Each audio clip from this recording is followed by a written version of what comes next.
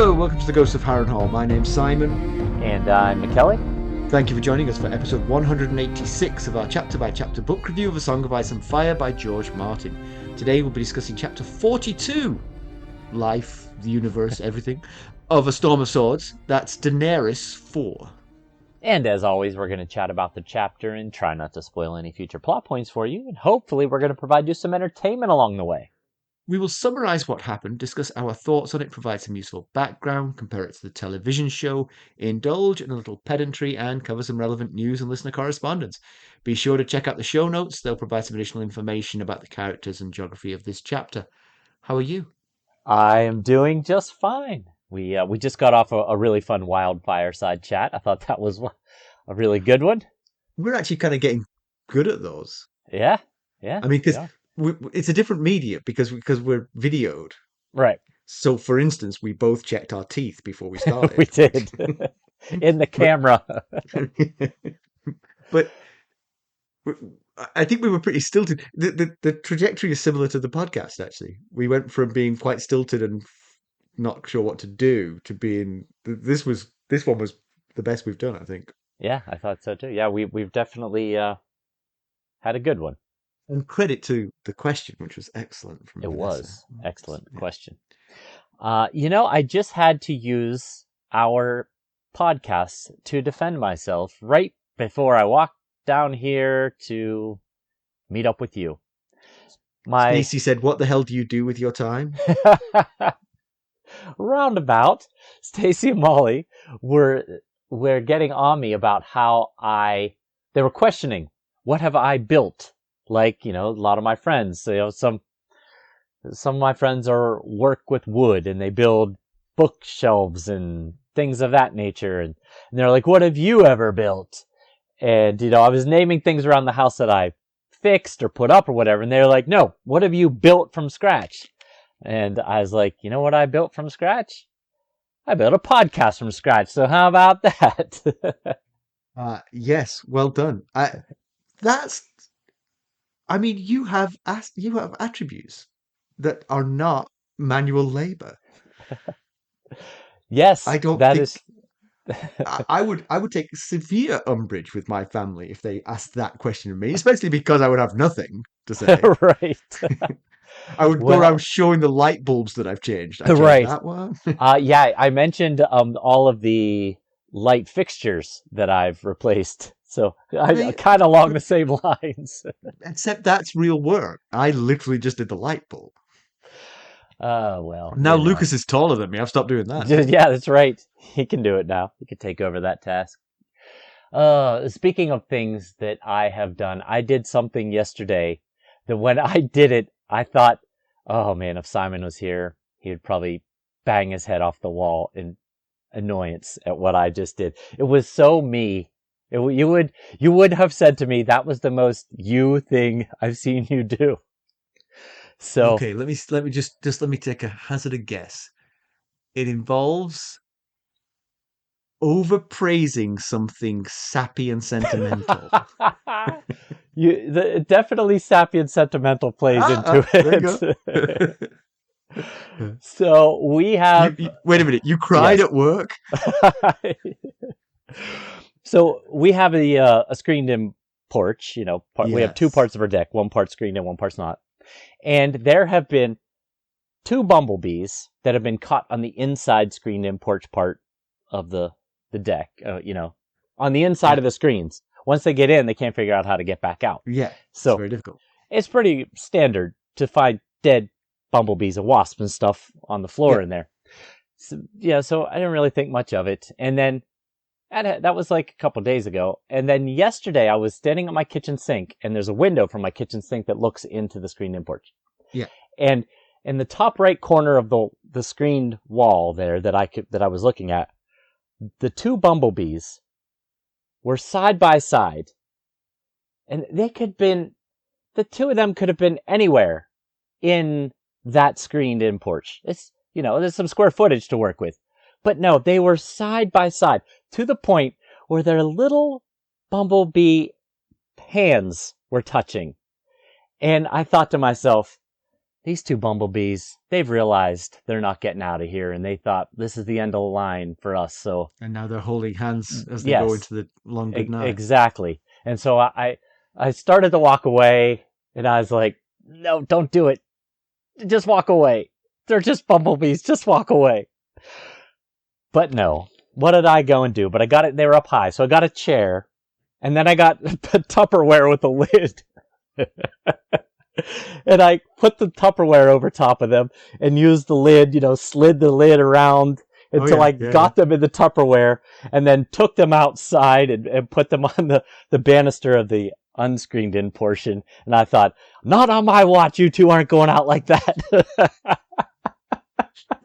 Fly, Florian and Jonquil. All right. And then I walked away shaking. I was annoyed at myself for how ridiculous that action was. You know what? I can't fault that. I mean, I can poke fun at it and laugh, but that is sweet, and I would have done the same thing, I think. Yeah. Oh, okay. Yeah, I think I would. Yeah, because I don't like to see animals in distress, and that clearly was a case of that. So yeah, I'll give you a pass on this one. Well, that makes me feel better. Well, good. I'm glad. Your boss. Do you know what he did last night? You I talked to had him lunch with him yesterday, but that was lunchtime, so no, I do not know what he did after last lunch. night. He did one of those sleep study things that I think you've done. Oh yes, I Where have. you get hooked up to a bunch of wires and things. Yeah, completely pointless because Yes, who can sleep when you've got a million? that's what he said. Yeah. Like all over you, Everywhere. Like not just on your head. Yeah. And to the point where they said, if you want to move, wave to the camera, and we'll come and help you move.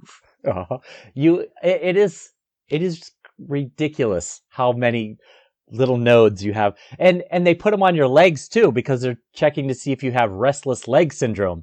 So every time I would move my leg, I was like, oh no, they're gonna think I have restless leg syndrome. And the guy who works the night shift at that place and hooked all the nodes up to me and stuff, he was very sweet, very kind man. But he walks to the door, and it was like he said, and sleep. And he turned the light off and walked out.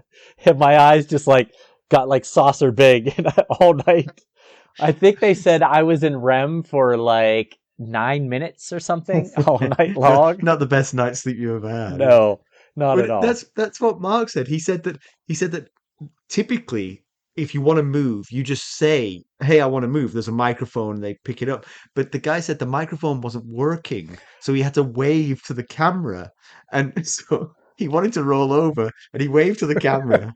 Nothing happened. He waved a bit more. Nothing happened. He picked up his phone and turned the light on, waved with the light. Meanwhile, the guy running the study was asleep. Fast asleep.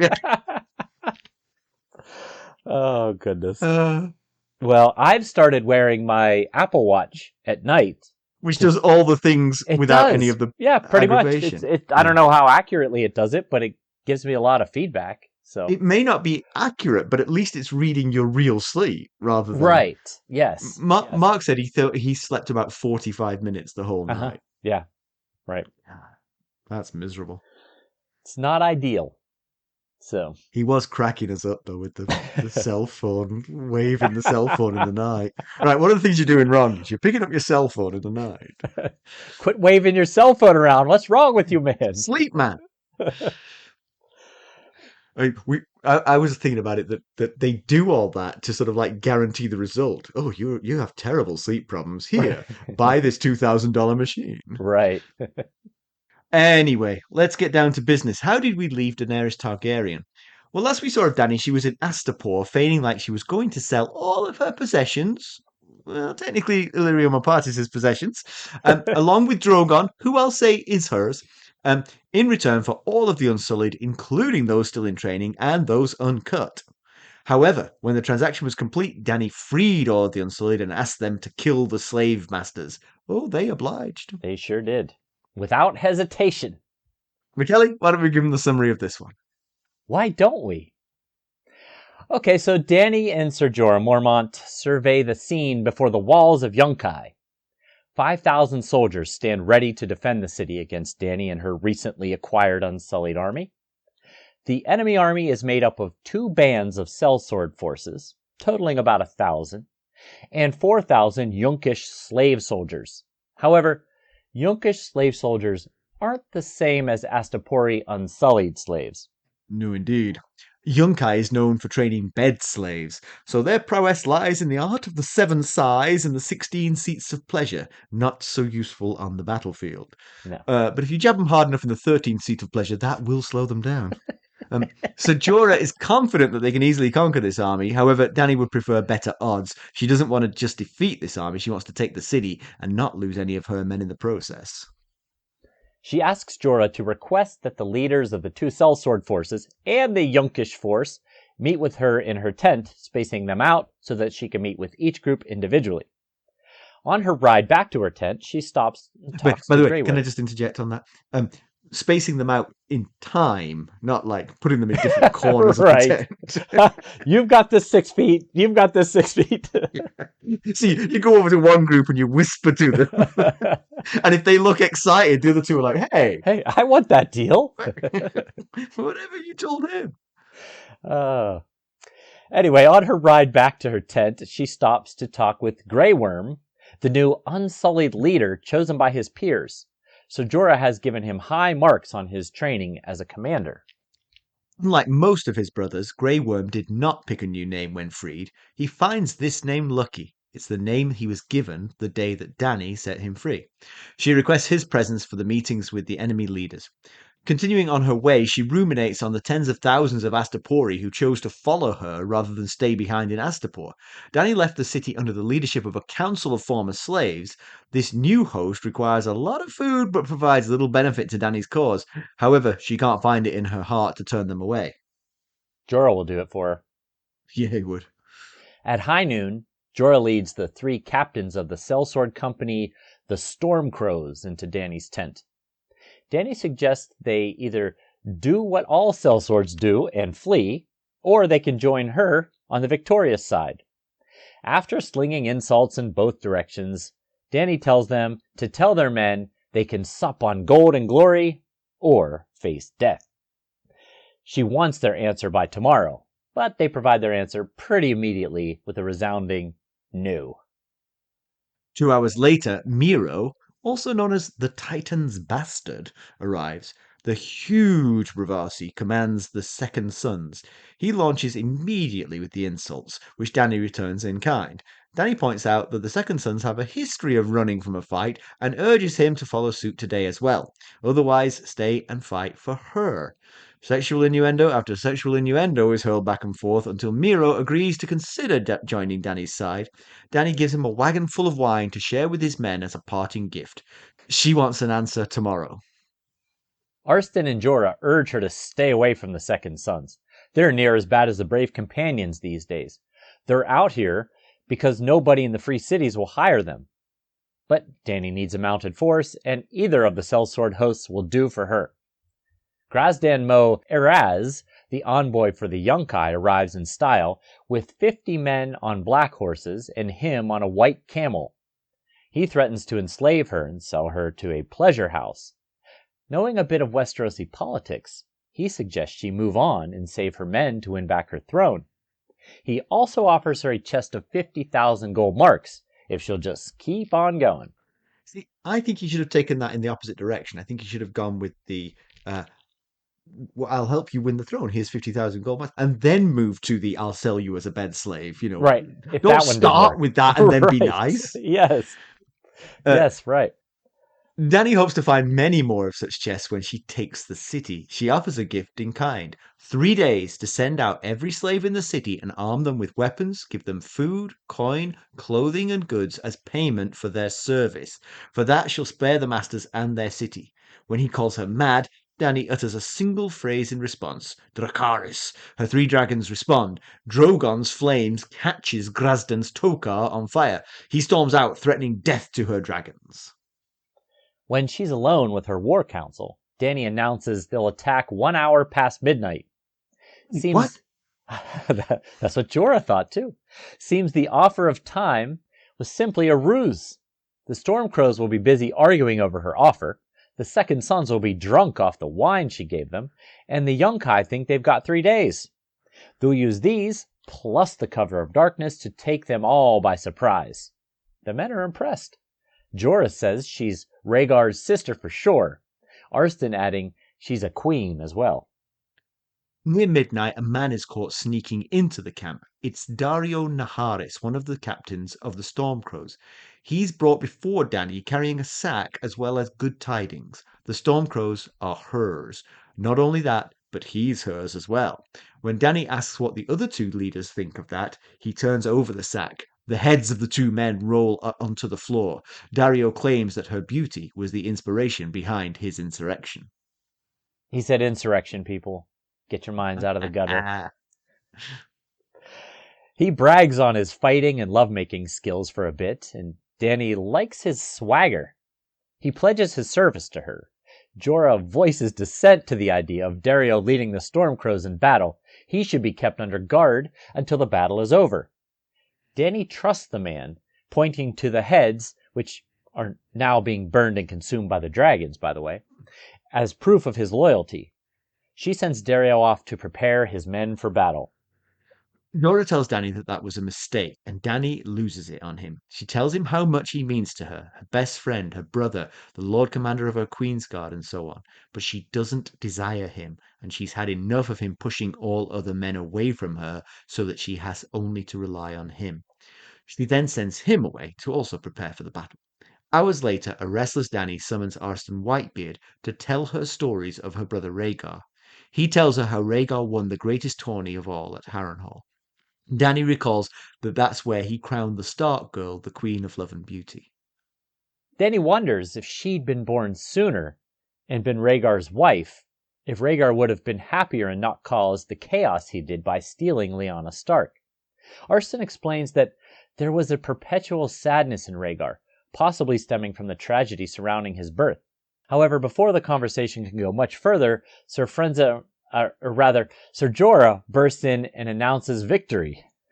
The Stormcrows did turn their cloaks as Dario promised, and the fight was a rout. Less than a dozen men lost on their side. 3 days later, the Yunkai gates open, and former slaves pour out. The growing mass of humanity take up the cheer of Mother in their varied tongues. Dany rides her silver through the masses as the people reach out to touch her. Well, that's nice. Happy Well, ending. nice, yes. I mean, it's nice, but it's more mouths to feed. Yes, it is, which she was already complaining about, or It was. internally complaining about Exactly. the Astapori contingent she has gathered. Yes. So, just to give us a geography check here, we are in Yunkai, which is northeast up the coast of Slaver's Bay from Astapor. Beyond Yunkai in that direction is Marine, which is further north in the northeast corner of Slaver's Bay. So that's kind of where they are right now. They've made it a little bit further up Slaver's Bay before stopping yet again.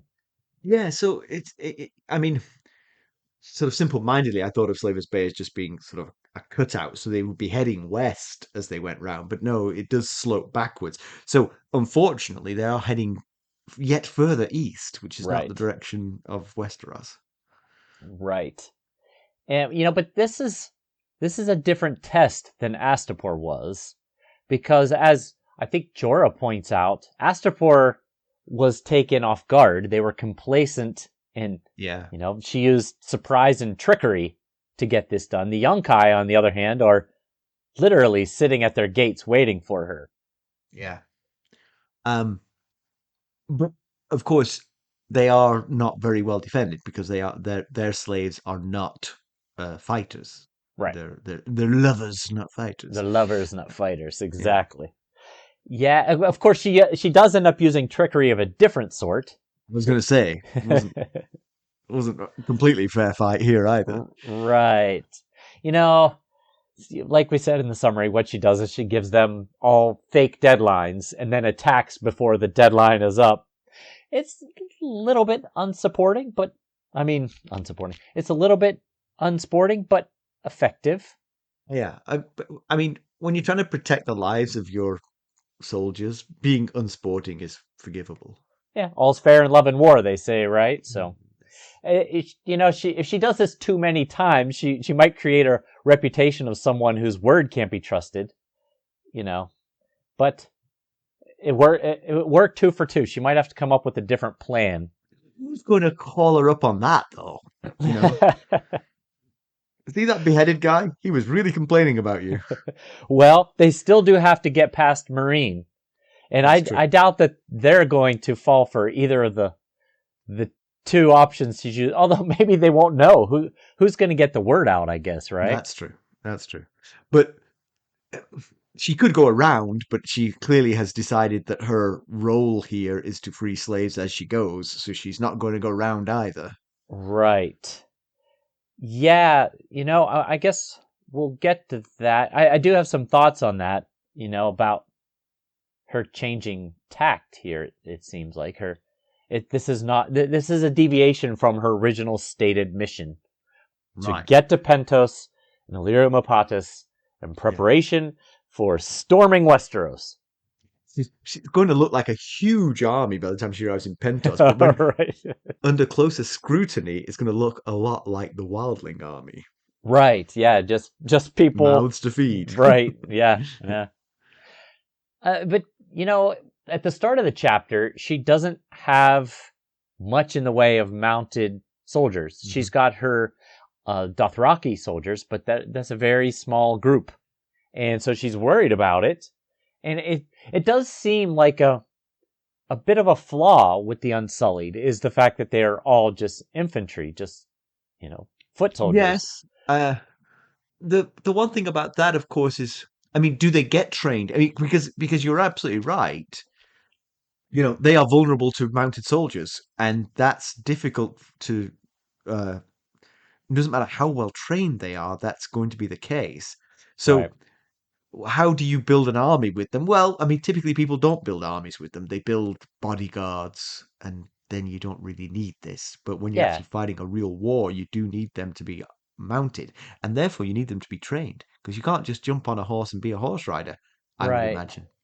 Yeah, I guess it's probably a cost-saving measure by the Astapori masters, because then they'd have to provide horses as well, for all of their Unsullied. But maybe not. Maybe you train them and you say, well, he's trained to ride a horse. He could do whatever you want on a horse, but that's on you, Yeah, they'd still need to provide horses for the Unsullied to train on, which is additional cost. Right. But and then probably they would make them kill them afterwards, because they probably would, yes. They'd make them name them and groom them. Sleep with them. Right, yes.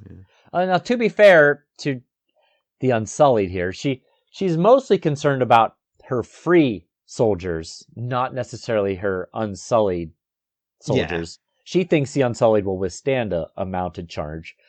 Yeah, but I will say of the Yunkai force, they can't all be bed slaves. There must be bodyguards and smiths and all kinds of trades going on in there. So it's not like there's just a big sort of like silk wearing effeminate fops in front of them. You know what I mean?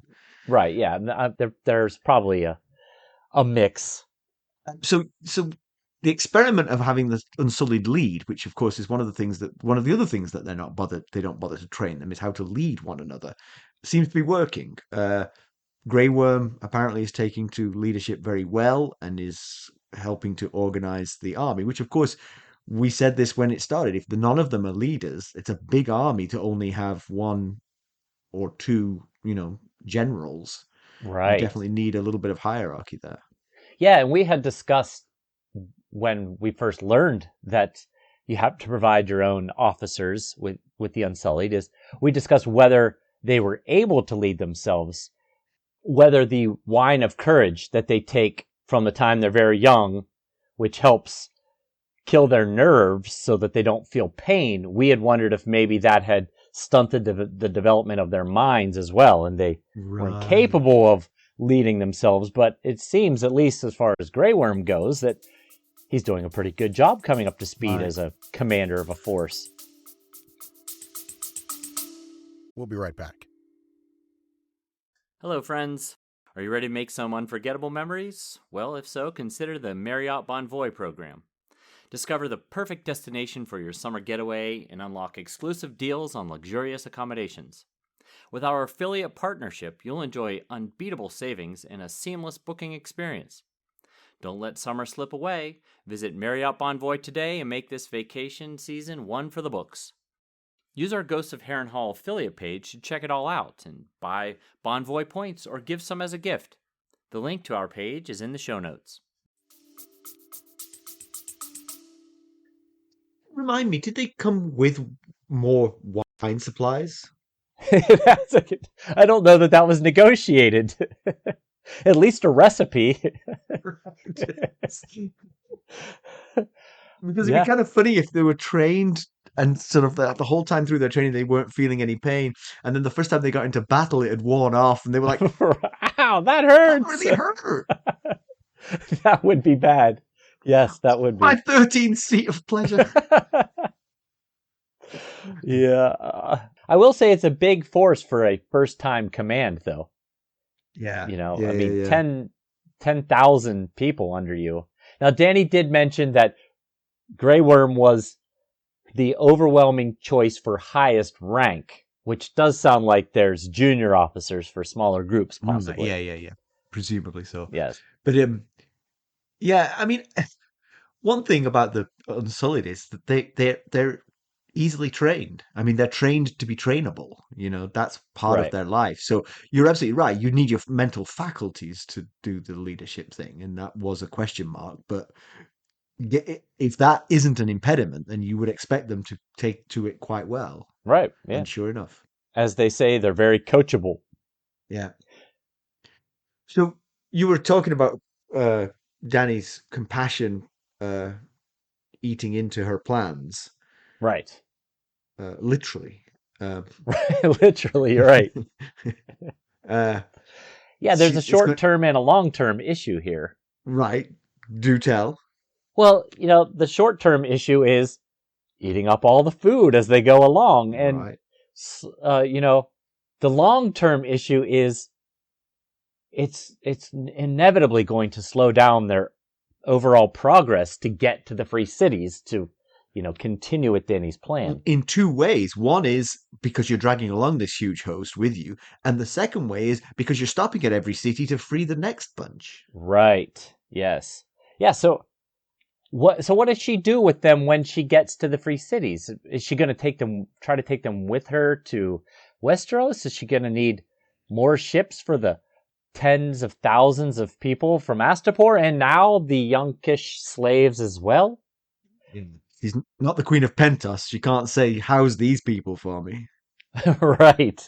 Now, slowing up does have some benefits, I guess, because her dragons will grow as she moves slower. But they need a lot of growing before they can help her win this throne, other than, getting people on board with backing her cause, I guess. Yeah. But freed slaves are, with all due respect, not the kind of influencers you need on your side. Right. True. Yeah. Well, so let's look at the situation a bit about what's going on in Astapor. So she overthrows the corrupt government in Astapor, which is very noble, very honorable. It's a really great thing to free all these people. But then she leaves pretty quickly. And I just wonder, should we be concerned about Astapor with how quickly she left? She's kind of doing some nation building here. And, you might need a military force to uphold this new government to keep insurrection from rising up. Right. So you're thinking she left a new government in place, but without much strength behind it, and all it would take is the slavers to sort of reestablish, overthrow this government, and they can reestablish what they had before. Right. And then possibly punish the slaves that, were... By enslaving them, that's well, yes, that's enough. True. Yes. That's true. Yeah, I was thinking murder and torture, but yes, enslaving them would be step one. But did she not execute a lot of the slavers? I'm sure they did. Yes. Yeah. But, then she takes basically the whole military force with her, including tens Right. of thousands of just regular people. Yeah, the last thing she wants to do is start swelling her numbers with mouths to feed whilst leaving soldiers behind. That would be Right. Yes. disastrous, you know? And Grazdan, the Yunkai envoy, he mentions that they'll just retake Astapor with the re-enslaved Unsullied after they, defeat Yeah. Dany's army. Right. So, so ultimately, she broke the system. Good on her. She broke a broken system. But when you do that, it's also kind of yours to fix now, Yeah. So, Yep. All of this does make a case for why she'd make a good queen, of course, but it is possibly hampering her chances of becoming one. well, true. Yeah. It's slowing down the timeline with which she could, Yeah. or But you make a extending it good out, point. I guess. Yeah. You do make a good point, though, that in terms of the crafting of the book, it does actually give us that opportunity to let those dragons grow and become more of an influence when she gets there. If Right. she just jumped on a ship and went to Westeros now, Got there in like 3 weeks. right? I mean, I'd like that, but the dragons aren't going to be No. a big influence. She'd be like, fear me, my dragons. Watch this trick. I throw a little piece of meat in the air, it cooks it and eats it. Kneel before me. But there is a little bit of funny Miro irony. Miro is the Titan's bastard, the leader of the Second Sons, and he's the second group that comes in. Yep. The first is the Stormcrows. Then there's the him and the Second Sons, and then there's the Yunkai come in last. And Miro, who calls himself the Titan's bastard, laughs at Dany's suggestion of the Second Sons running. And he asks Dany if she's ever even seen the Titan of Braavos, which, as an aside, she has. That's where Sir Willem Darry took her and Viserys when they fled Dragonstone, is where the house with the red door and the lemon tree was in Braavos. Right. So anyway, so she has seen it. But anyway, he asks, have you even seen the Titan of Braavos? It has no tail to turn. She brings up how the Second Sons fled during the battle at Qohor with the 3,000 of Qohor against the Dothraki army. And he says, well, that wasn't under my leadership. That was a long time ago. We don't run under my leadership. And then after the battle, Dany asks Jorah, did you capture Miro? And he says, no, he fled. I thought that was a little bit funny. There was a lot of build-up for that payoff, but yes, it's good to point it out, yes. So Grazdan, the Yunkai, the Yunkish leader, offers her 50,000 gold marks just to keep on going. Dany says no to that, making the good point that she'll get a lot more money if she takes the whole city. Right, yes. It'd be easier to just take the gold and keep going, I guess. That's very true, yeah. By the way, if the name Grazdan sounds familiar, it's because of Grazdan the Great of Old Gis, the famous Grazdan, and because of Grazdan the Great, and we're kind of in the area of Old Gis, there's a lot of people named Grazdan. We ran into, it was like half of the Unsullied slave master group that we ran into in that chapter in Astapor were named Grazdan. Right, so. Yeah. So her interaction with the leaders of the Stormcrows and the Second Sons are pretty brutal. I mean, these are obviously, hardened fighting men who are used to raping when they finished fighting, and so they are awful towards her. But it's interesting. The book doesn't emphasize it too much, but the TV show certainly does, that Dario Naharis, the one member of the Stormcrows who changes sides and kills the other two, he is much more solicitous towards her. He's flirty, but he's not it's not sort of like violent sexual imagery he's giving you. He's actually just being flirty with her. Yes, and compared to the others, very much so. Yeah, compared to the others, yeah. Who are sort of pretty monstrous. But Absolutely. all of this, I mean, from the get-go, it seems that she was just luring them into the surprise attack. I mean, she this was all planned out because she gives the she gives the wine to the second sons in the hope that they'll get drunk, and then she gives the three captains of the Stormcrows enough time to think about whether or not they, debate amongst themselves whether or not they want to change sides. Yeah, it's definitely seems like it was planned out ahead of time. I'm not exactly sure when she came up with the plan. I don't know if it was like as she was riding back from her tent, because she's the one that set up with Jorah, bring the the groups in at all at different times. So it does seem like she must have concocted that ahead of time. Oh, she mentions this. She announces a surprise attack. And the plan is 5,000 Unsullied are each going to attack from the left and from the right, and then the Dothraki are going to attack up the center. But earlier in the chapter, she mentions that her Khalasar of Dothraki warriors is only 30 strong. So would that be enough against a 4,000 strong Yunkai force? They're not mounted, right? So basically, Right. you've got these 30 screamers riding into 4,000 unwilling slaves. Well, I'm not yes. saying it's going to be completely one-sided, but they're going to make mincemeat of them. Oh, definitely. But I'm just thinking like 30 soldiers, 30 mounted soldiers can only take up so much space. Right. Then there's like 4,000 people that they're riding into. So I just thought, Can not you sure all how the math scrunch up together? Like they're taking a photo.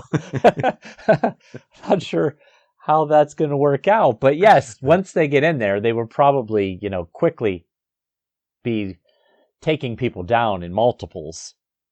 But it also wouldn't take that many people to knock someone off a horse, And, Right. Yeah, I mean, so what? You each of you've got to kill almost more than 100 people. right, yeah, 4,000 to That 30. that would be Yeah, exhausting, if nothing yeah. else. And it's not like the Yunkai soldiers don't have weapons. They have spears. They could stab the horses. Right. And Yeah. then Yeah. when these Dothraki fall to the ground, then you Yeah. can Then stab it's a much them. more even fight. Right. Yes. So anyway, I just thought Um. that might not, but it didn't work. It didn't need to come to that anyway Yeah. because Yeah. Yeah. everyone folded. So Um. Jorah does not trust Dario. Um. Danny obviously gets angry with him about this. Uh, it's very hard to know Jorah's mind because I think he genuinely doesn't trust him, but I think his not trusting him is influenced by the fact that he loves Danny and doesn't want anyone else near her. So uh-huh. it's always hard to pick this apart. It's definitely both of those things are playing into it. I think there's a legitimate lack of trust. He's now the sole leader of the Stormcrows who just switched sides again. Right. This is the guy that just cut the heads off his two counterparts. Uh, Danny points at that and says, that looks like loyalty to me. But you could also look at it and think, well, but that guy just cut the head off of the people he was supposed to be loyal to. Right. So, how much Yeah, can we really trust it this also guy? looks a lot like sort of reaching for the brass ring as well. Let's get rid of my rivals here. True. Right, And right, and right. they're sellswords. They can't be trusted as a group. Right. But yeah, I think she's intrigued by him. She would like to have some companionship beyond Ser Jorah. Yeah. Understandable. Yeah. Danny just doesn't seem to see it the way that Jorah does, which is, I think, The Jorah future has. together? No, she definitely doesn't. I think Jorah sees it in a fairly understandable way. We can't necessarily trust this guy. And, like you're just saying, is the reason Danny can't see that this could be a bad idea? Is it because a vibe she's getting from him and trusting her instincts, or out of desperation? Or she definitely thinks some things that, the two men in the room that aren't privy to, that lead us to believe, oh, she kind of digs this guy a bit here. So it could be that as well. Yeah, but the other thing is, I think she's made this point. I think she might have made the point in this chapter, and she's made it in previous chapters. She has to trust some people. Yeah. She Right. always distrusts everyone. She'll have no followers. She has to trust at some point. And a guy who's willing to switch sides is someone you can trust at least temporarily. Yeah, possibly. But yeah, she said to Jorah all the things that we've been saying about Jorah since Drogo died, regarding his advice for Dany. In pretty much every instance, the end result is keeping her isolated. Yeah. Run further west with me, or run further east with me. You don't want to go back to the west right now. Let's keep going east where you don't know anybody and you have to rely completely on me. Do you think that her whole freeing all the slaves in Slavers Bay is actually just to remind Jorah of why it's never going to be him? Because he's got that little history of slavery? Oh, I hadn't I thought of don't that really believe connection. that. Right. I don't really believe No, that. but I had not thought of that connection there. Yeah, but all of this work she's doing to free slaves, every time he must be like, damn it, Why that's did I not bring up helping the my slaver cause. thing? Yeah. But, she yells at him and says, you can't keep pushing people away from me and keep telling me that people are bad. You said Pri was a liar. Zarazo and Daxus was a schemer. A strong Belwas was a braggart, and Whitebeard is an assassin. In his defense, he was batting like 500 there. At least, because Pri was a liar. Haven't exactly proven themselves right, yet. Yes. He's batting 1,000, and there's 2 pitches on the way. We don't know.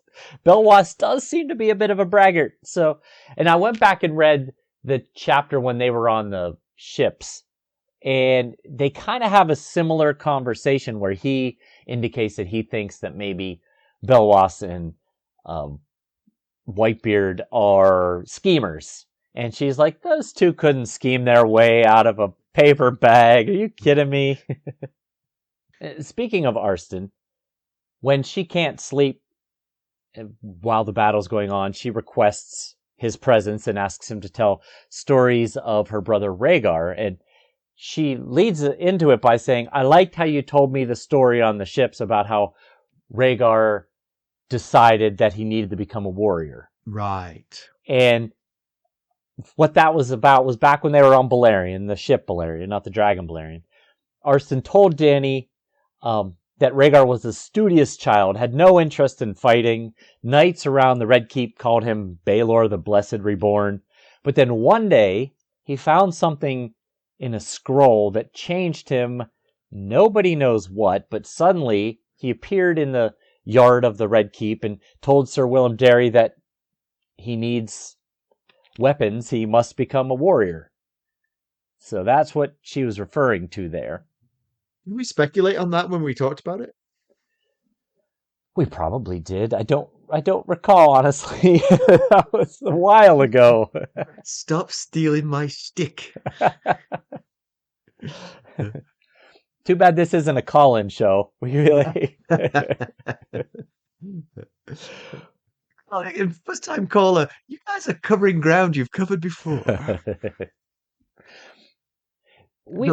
So I mean, sort of extending that, what we learned this time is that he didn't take part. He did take part in some tournaments, but he didn't particularly care much for it. He entered the lists, but didn't. Wasn't really his cup of tea. The tourney at Storm's End, Rhaegar made it to the finals and lost to another knight of the King's Guard. Yeah, that's directly taken from Arstan's mouth. Yes. Yeah. We won't say who that other member of the Kingsguard is because there's a bit of a spoiler there in that line.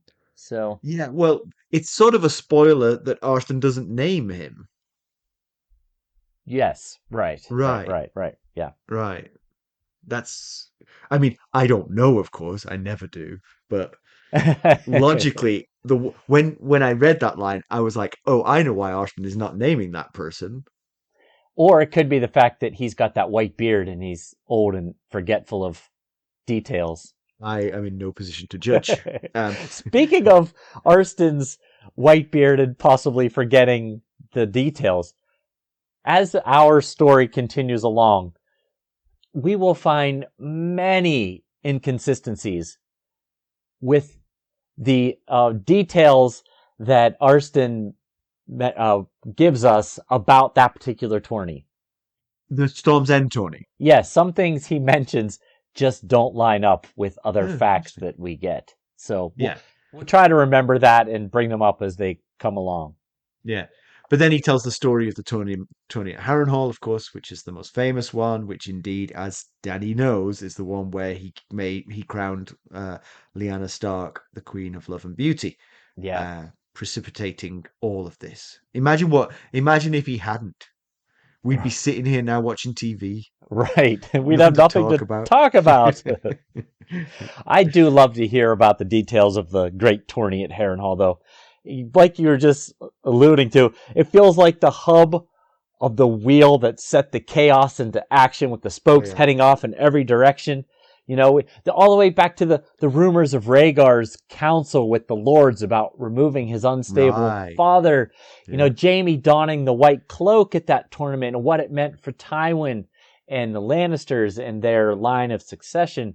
And ultimately, where the Lannisters lined up as far as their support during the war, you know, and the fate of the Starks, not just Lyanna, but Rickard and Brandon both being killed at the Red Keeps, and then Ned having to marry Cat instead of Brandon marrying Cat, and the death of Elia and her children, and the vengeance seeking for the Martells, and so on and so forth. Even the Reeds, right? Even the Reeds, yes. Yeah. Dany and Viserys being exiled, leading her to where she is to this very day. So, all that to say, I'm so excited for this Broadway play that is that we've heard is coming out focused on this tournament. I might make a trip to Broadway just to see it. It's so exciting. We'll be right back. This episode is sponsored by Audible. To get a free audiobook, or 2 if you're an Amazon Prime member, go to our exclusive URL, audibletrial.com/ghostsharrenhal. You can find the link in our show notes. So, one thing that Danny mentions is that Viserys thought that Rhaegar's lifelong melancholy, and there's definitely a sort of melancholicness to Rhaegar, was tied to his birth at Summerhall on the day of tragedy. But you have to help me, remind me what that is. Is that the fire that killed Aegon? The 5th, yep. Yeah, the 5th, yeah. Yes. Who would have been Rhaegar's... great-grandfather, I think? Great-grandfather, okay. Yes, I'm pretty sure great-grandfather. And I'll talk more about that in the background, so we will get there. But, okay. You know, it seems like a common thought to connect the dots between Rhaegar being born not only on the day of the tragedy, but at Summerhall when the tragedy was unfolding. Yeah. Right. And him having an apparent lifelong melancholy, because Arston kind of brings it up, and Dany is the one that says it's because of him being born amongst that tragedy, right? The shadow of the tragedy. So she thinks to herself, to us, that she only heard the story of Rhaegar's birth once by Viserys. She thinks it made Viserys too sad to tell the story. Right. So Viserys must have conveyed also that, you know, might be some connection here between this kind of sadness with Rhaegar and what he was born into. So, but at the same time, Arston tells us that the ruins of Summerhall was Rhaegar's happy place. It's where he went alone to, I don't know, maybe to mourn the family that he lost that day and never met. And Arston tells us that Rhaegar returns each time with a song of tears and death of kings. And so it certainly seems like he is mourning the loss of his loved ones through song. Yeah. And that makes me wonder why so much talk of Rhaegar. Are we just filling time here in this chapter to fill it out a bit, or are we leaning toward an agenda, or just creating a depth of the world? Well, there's definitely a little bit of that last thing. And of course, Dany has never had someone in her life who could tell her firsthand things about Rhaegar. Right. Viserys didn't know. He was too young to really know. He'd heard them secondhand. But Arstan can tell her firsthand things that happened. Apparently. Yeah. Did he witness them, or did he pick them up secondhand as well? He Right. seems to claim he witnessed them, but he's not always a truth teller. Right. Yeah. Yeah, it's just like, why did this happen on camera? Why are we hearing so much about Rhaegar? Right. I gotta say, from the things we hear, like what Arstan just said, it's hard to wrap my head around Rhaegar being the same guy that kidnapped and raped a young woman. But as I thought about that, I also thought people did say, apparently, said nice things about Ted Bundy. I had to ask Stacy which of the serial killers it was that was really charming and likable. I first thought it was Jeffrey Dahmer, and she was like, "Oh goodness, no, no, it was Ted Bundy." I was like, "Okay." I like that you consult with your wife when you want to know the characteristics and traits of serial killers. It's what she does with her time. This true crimes. Anytime I have a true crime question, she is my expert in the room. Gotcha. But Dany she has a discussion-worthy thought here. She says she and Viserys kind of got into it over it. The idea that if the roles had been reversed and Dany had been born before Viserys, Dany was Viserys' age, it's possible, maybe even likely, that she would have married Rhaegar. That if Rhaegar had had a sister before he was married, he would not have married Elia. Yes. And Yes, Viserys might have even been too young because he was only like 7 or something. but the existence might have stopped the wedding. Yes. Too young to marry now, but it's like, well, I'm not marrying anybody else because I'm going to marry her when she's old enough. Yes, yeah. She has that thought. Viserys blames her for being born too late. And she blames Viserys, you weren't born a girl, or else maybe none of this would have happened because Rhaegar would have been happy with his wife. And I would like to have gotten Dany's thoughts on that, because she did not grow up in a Targaryen household where marrying your brother was common practice. Right. And of course, she's still a kid herself. She probably doesn't understand societal taboos and what have you. But given the brother she knew, she would probably be horrified by the thought of marrying a brother. Yes, that's true. That is true. I mean, maybe this is why she's so keen to build up a positive picture of Rhaegar, so she can sort of rid herself of the Viserys-ness. Right.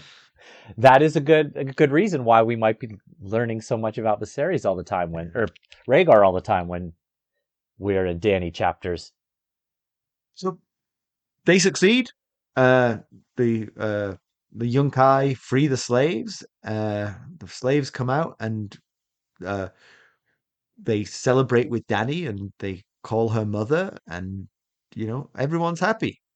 But and her following swells with yet more untrained non-fighters. Yeah, and Dany recalls. So Jorah tells her she should not go, and she should leave. This crowd is getting a bit unruly. It's getting a bit out of hand. It might not be safe. And she recalls a dream from the House of the Undying before she decides that she is safe and rides headlong into the mass of slaves that are calling her mother, thinking they won't hurt her. And that thought comes from Dany 4 of A Clash of Kings, which is one of I think it's the next to last Dany chapter in A Clash of Kings. And it was the last vision she had in the chamber with the Undying before they started tearing at her and trying to eat her. Yeah. And it was, I'm going to kind of paraphrase here, but it was like 10,000 slaves lifted bloodstained hands as she raced by on her silver. They were, "Mother," they cried. they were reaching for her, touching her, tugging at her cloak and such things. And they wanted her, needed her, all that kind of stuff. And Dany gave herself to them, is the vision she had. So she's seeing this and thinking, oh, that looks a lot like the vision that I had. So Right, I she think we're would. safe here. Yeah, she would think that. All right, beautiful. Do you have some background for us? I do. So the first thing I wanted to talk about was just kind of rehashing what the 3000 of Qohor was about, in case anybody has forgotten. Dany says that the Second Sons have a history of running from a fight dating back to Qohor when the 3000 made their stand. We've talked about that in a previous background. 25,000 Dothraki were bearing down on the city of Qohor. And when the fighting started, the sellsword companies that they had hired, the Second Sons and the Bright Banners, fled. But as afterthoughts, they had sent away a mail-in force, I guess, and 3,000 Unsullied were brought in, and they fought the huge mounted Khalasar to a draw. Yes. So that's what I remember. she was I talking remember about. you. The background. It made it come alive for me. Your background. Well, I appreciate that. So now I'm going to tell you about the tragedy at Summerhall. So in 259 AC, King Aegon V summoned many of his close friends and family to Summerhall, which was the Targaryen vacation castle in the Dornish Marches, to celebrate the King Aegon's grandson Aerys' wife Rhaella would soon be giving birth, who is also his granddaughter, because they were brother and sister. Really? So Yes. might have We been know how this easier to goes. say it that way.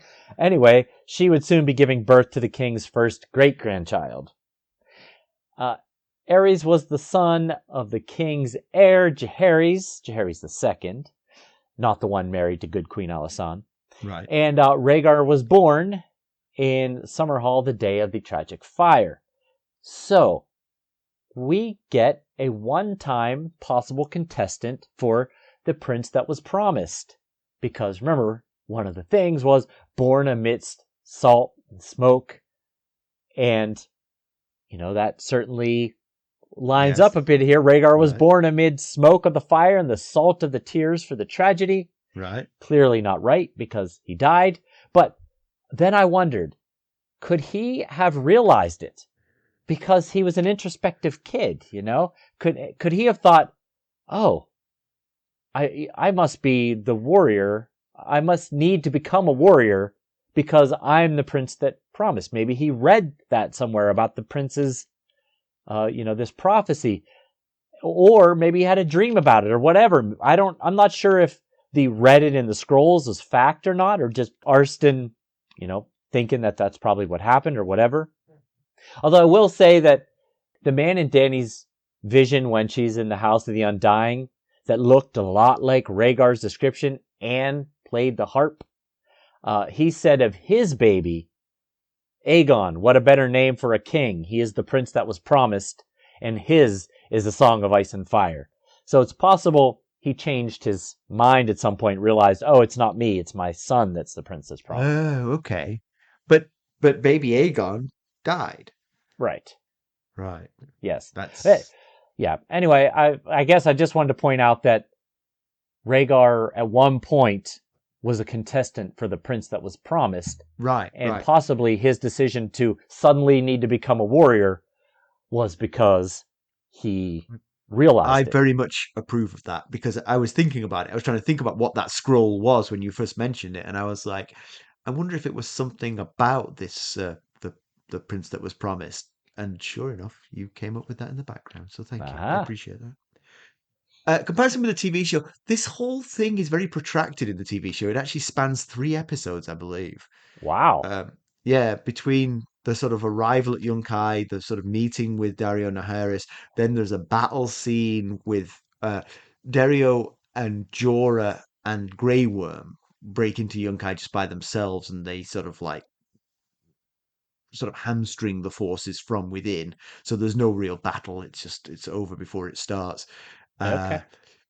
And then the last scene with the slaves coming out is the very last scene of season 3 of Game of Thrones. Um, where she basically is lifted up, sort of like she's at a concert and she's crowd surfing by the freed slaves, Okay.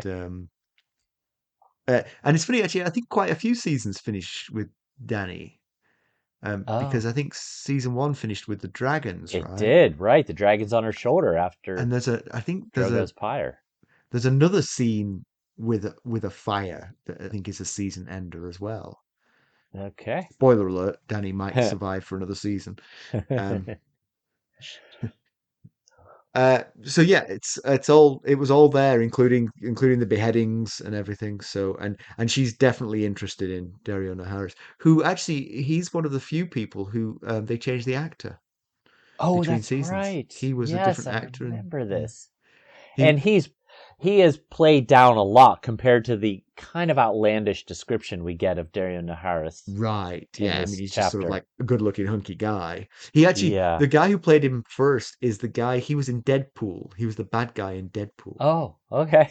Yeah, Maybe he's that's why English. they changed. He had to go do that. He's English. I mean, Hmm. bad guys, English always goes together. Pedantry Corner, you have one.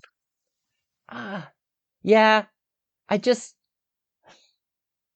the more we learn about sellsword companies, the more I wonder what is the point? Why would anyone hire a sellsword army? All you've done is bring more soldiers to the fray, of whom you have no control. Right. So you possibly have just swelled the forces of your enemies. Yeah. Yeah, we've seen them turn cloak in every battle that they've participated in. The Battle of the Camps at River Run. The Brave Companions of Tywin, they turned cloak on him. Here, we're 3 for 3. Even Bronn turned on Cat in the Eyrie. She was part of he was part of her group, and then he fought on behalf of Tyrion. So, just what's the point? Why would you bother at this point? Yeah. It's an excellent point. And I think one of the things you've got to do is cash on delivery. You can't play them in advance Right. because you've got to. I'll pay you 50,000, but only after we've won. Right. Yeah, maybe that's the trick. Pay them afterward But because it still doesn't help because now what you've got is a bunch of unpaid people who could turn on you anyway and try and steal the right. 50,000. So yeah, Yes. it's a no-win situation.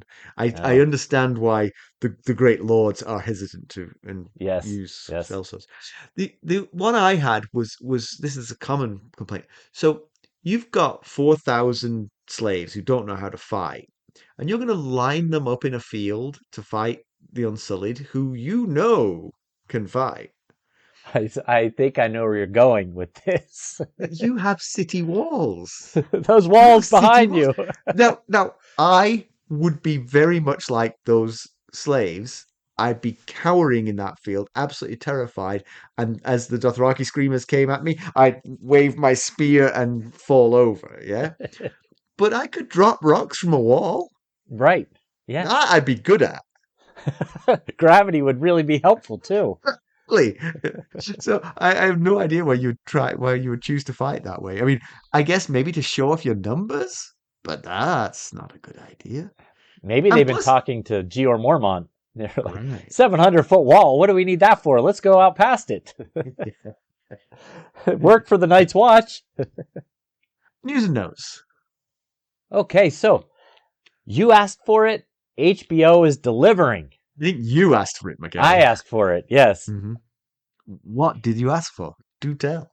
HBO announced during a press event on April 12th that they are moving forward with a show based on, drumroll please, My microphone will not pick up drum rolls. My microphone will not pick up drum rolls. I can hit the microphone and it won't listen to it. That's that good new microphone you have. I know. A show based on George Martin's Tales of Dunk and Egg series. It is known, as Erie and Jiqui would say, that the TV series has been in development for a while now. So this is a big new step they've taken here. For those who don't know, the Tales of Dunk and Egg novellas follow a hedge knight named Sir Duncan the Tall and his squire Egg, who also happens to be Aegon Targaryen incognito. Was that a spoiler? Was it? Well, I What do you don't think? know. I mean, when that show comes out, will we know that Egg is Oh, Aegon it's Targaryen? pretty. I think it's revealed pretty quickly, if I remember In the correctly. book, but the show they might Oh, make it a big that's true. secret. It's years from now before they All finally right. get it out Yeah, there. well, I'll have forgotten. I'm like, who's this Egg character? Uh, um, George Martin will serve as writer and executive producer on the project, so Yeah. I'm sure he'll fit Winds of Winter in there Bye somewhere. bye, Winds of Winter. But the You other asked for this. that's my fault. The other executive producers are no slouches either, though. Ira Parker, Ryan Condal, and Vince Geradas, however, will also be executive producers. All three have been EPs on Game of Thrones or House of the Dragon or both. And speaking of House of the Dragon, production on the second season is officially underway. Co-creator and showrunner Ryan Condal, the same person, is quoted in a press release as saying, "House of the Dragon has returned. We are thrilled to be shooting again with members of our original family, as well as new talents on both sides of the camera. All your favorite characters will soon be conspiring at the council tables, marching with their armies and riding their dragons into battle. We can't wait to share what we have in store. We can't wait to see it." That's right. Very exciting that they're finally getting rolling on that, because Yeah. it really stinks they're not going to come out this summer of Yeah. 2023 So with anything. that we'll be lucky if we get that in 2024 if they're only filming it now. Right. Yeah. And as anticipated, we had a lively and fun time with our Lords Paramount and Royal Kingsguard on the Sustainer video chat. Tell them what we did. What did we do? We played a game. We played a We game, did. which is one of Yeah. the sustainers created. We played that game, and it was very fun. It did show how gormless and useless I am at coming up with information about A Song of Ice and Fire. Oh, it was, so what we did was we played a game called Five Things, and we played a Song of Ice and Fire version where you had to name, someone gave you a category, you had to name five Right. things of that My category. question: 5 families from the Crown Lands. That was still hard. think that's a hard question. That was hard. You probably had the hardest question. Jenny have also sat there, like, sort of looking down at me from on high. I'm like, oh. But I will say it is not generally just not as easy as it sounds, especially when you're on that hot seat. When it's your question and everyone's staring at you, it's harder than it seems. Yeah. I've come up with a doozy of a question for next time. We're going to play that again because I've got one where it's really easy for the first couple. And you're like, oh, this is going to be easy. And then it gets very difficult. Okay. So I like this question a lot. All right. Yeah, but it's so much fun. We hope more of you can join us because we have a great time on those calls. And also, it's a lot less PG, I notice. Oh, yes. Yes. Very much. Yes. Honest, we try to keep it clean. But... Oh, right. Yes. All right, let's conclude. So Dany is 2 for 2 in taking over cities on Slavers Bay. Yeah. Has this become her new focus? Well, there's one more. Yeah, she didn't seem to need to stop at Yunkai and free the slaves. Honorable endeavor, but not sure it's helping her primary cause. And No. Like we were talking about. Yeah. Will she do the same with Yunkai as Astapor, set up a new government, and then quickly move on? And, will that hold? Yeah, right. And will the same thing happen here as with the tens of thousands from Astapor, adding to her roving following? I was thinking about why she's doing it. Obviously, I'm sure it's an amazing feeling to free people in this situation. Yeah. I'm sure it's, especially with the mother thing, she feels like she can't have children and they're all calling her mother. I'm sure that's only going to fuel the flames. But I was thinking maybe she's freeing slaves because she rode with the Dothraki and feels complicit in their taking of so many slaves. Right. I mean, she felt bad for Miri Mazdor right up until she murdered her. Right. But yeah, that's definitely probably a part of it. But I mean, it's wrong and it's awful, I mean, right. You can come to that conclusion yourself without necessarily external influences leading you to that conclusion, Right. But it speaks to her being a good person. So hooray for Dany. Yep. Hooray for Dany. Like you said, The one thing that has come out of this is that she has now swelled her army to the tune of the Stormcrows, and the Stormcrows have horses. So now she has plugged one of the gaps in her army here. yeah, right. And she needed a mounted force. And she even, when Jorah came and gave her the good news and said that Miro, the leader of the second sons, had fled, she said, if you can get as many of them to come to our side, just keep that group together. So she might get even more mounted But of course, force. these are sellswords, and she's not got an awful lot to pay them. So Right. is she going to hope they just become like honorary Dothrakis? I guess. Yeah. Yeah. Start putting braids in their hair or Yeah. bells in their hair. But all the more reason to sort of like to deepen the friendship with Dario Naharis, because he leads the Stormcrows.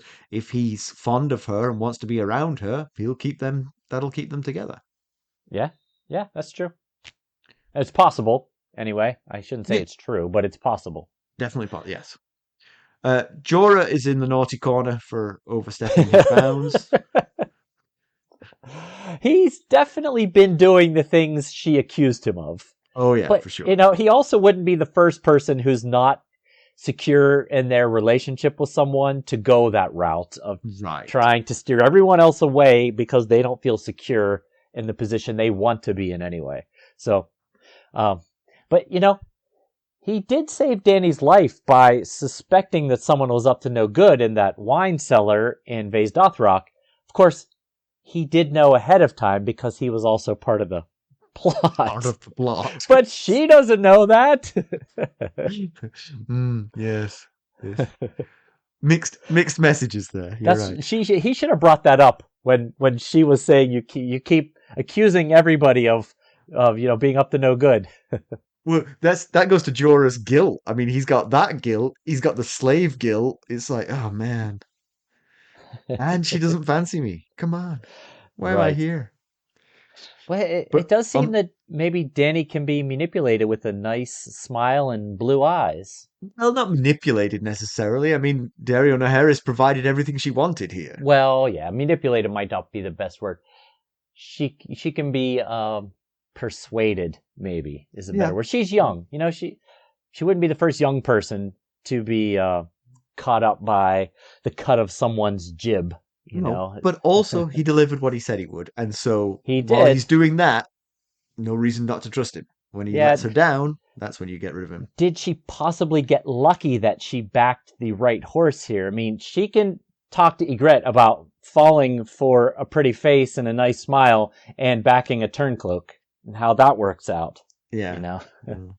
That's a good point. And is Dario going to be along for the ride now? Is he going to be a new member of this group? And if so, is Jorah, who's already jealous of Arston's position with her, is he going to let the jealousy get the best of him? Yeah.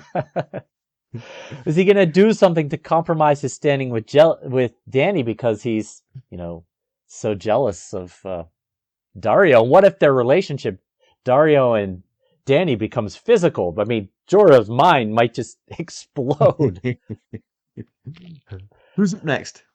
Next week, we are off to visit Arya, and you'll never guess, but they've backtracked to a place in the Riverlands that they've already been. Of course they have.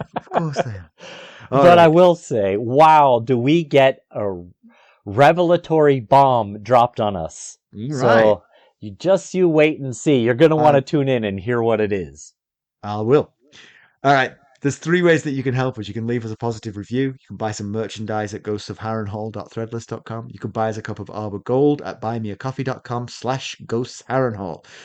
Become a sustainer at the Lord Paramount or Knight of the Realm level and join us for funs and games. Yes, that we sure do have.